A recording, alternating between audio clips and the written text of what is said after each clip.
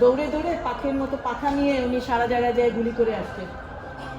তাকে বন্দি করা হয়েছে এই ট্রাইব্যুনালে এবং এবং তার বিরুদ্ধে যে অপরাধগুলো বলা হচ্ছে এটার প্রসিকিউশন তরফ থেকে যে লিখিত বিষয়গুলো আছে সেগুলো সম্পর্কে তার তো অবহিত হওয়া উচিত। এটা প্রত্যেকটা মানুষের মৌলিক অধিকার যে তার বিরুদ্ধে যে অ্যালিগেশনগুলো এসেছে সেই অ্যালিগেশনগুলো কিসের ভিত্তিতে, কোন আইনের ভিত্তিতে এসেছে এবং সেই আইনে এবং তার সম্পর্কে তার যথাযথভাবে আইন মেনে এই অ্যালিগেশনগুলো হয়েছে কিনা এবং এই অ্যালিগেশনের জবাব দেওয়ার জন্য তার যে পড়াশোনার প্রয়োজন বা তার যে বিষয়গুলো জানার প্রয়োজন সমস্ত বিষয়গুলোর জন্য আমরা কোর্টের কাছে একটি দরখাস্ত দিয়েছিলাম যে আমাদের এই প্রসিকিউশনের ডকুমেন্টস এবং জেলখানায় তার জন্য যেন পর্যাপ্ত যারা বন্দী আছে বিশেষ করে ওনাকে যেন দেয়া হয় কাগজ কলম এবং অন্যান্য কিছু এবং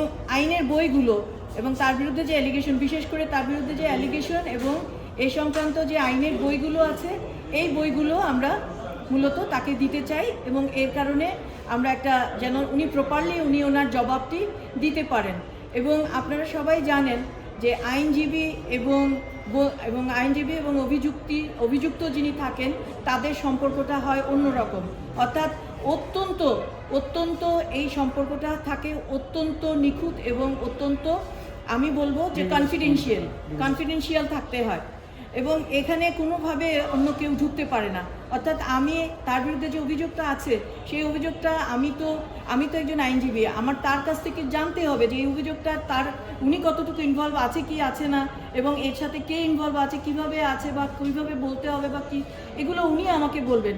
এটা এবং ডাক্তার রোগীর যেরকম সম্পর্ক অন্য কারো কাছে সে তার ভিতরে ঢুকতে পারে না, আইনজীবীর সাথে তার ক্লায়েন্টের সম্পর্কটাও কিন্তু ওরকম। এবং এটা আমরা চেয়েছি যে একটা সিল খামে যেন তার উত্তরটুকু আমরা পেতে পারি। তো আদালত যেটা বলেছেন আমাদের কাছে যে যেহেতু এখনও কোনো ফর্মাল চার্জ ফ্রেম হয়নি, সুতরাং ফর্মাল চার্জ ফ্রেম হলে সুতরাং এখন আপনার এই অ্যাপ্লিকেশনটা ফর্মাল চার্জ যেহেতু ফ্রেম হয়নি সুতরাং এই অ্যাপ্লিকেশনটা এখন প্রযোজ্য না।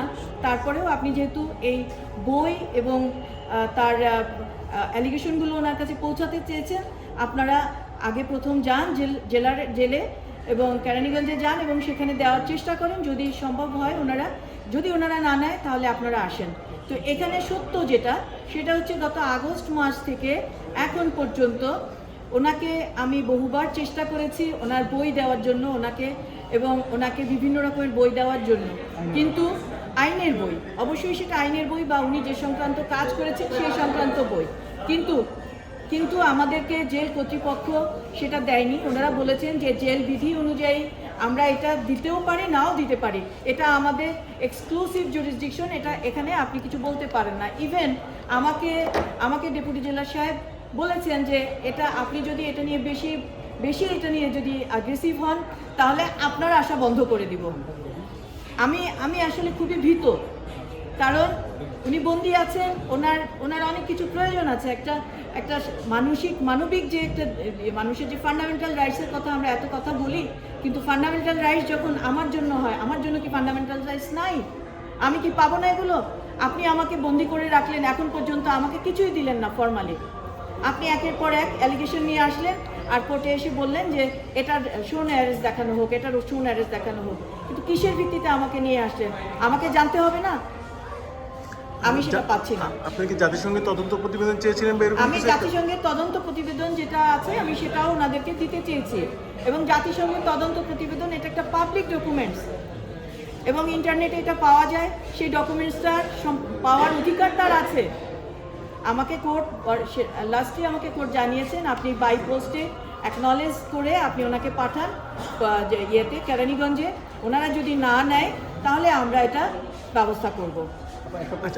আপনি বইয়ের সাথে জাতিসংঘের রিপোর্ট দিতে চেয়েছেন ল বুকের সাথে, তো সেখানে ট্রাইব্যুনালকে বা প্রসিকিউশন টিমকে আপনি তো দেখাতে চান না, কারণ হচ্ছে ওটা স্পেশালি আপনি দিতে চান।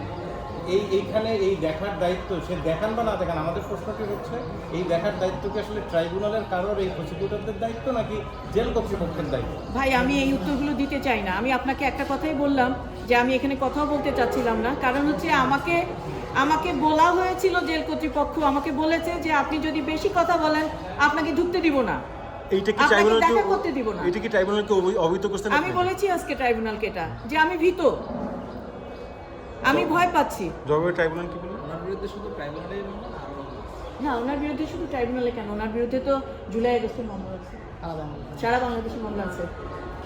উনি দৌড়ে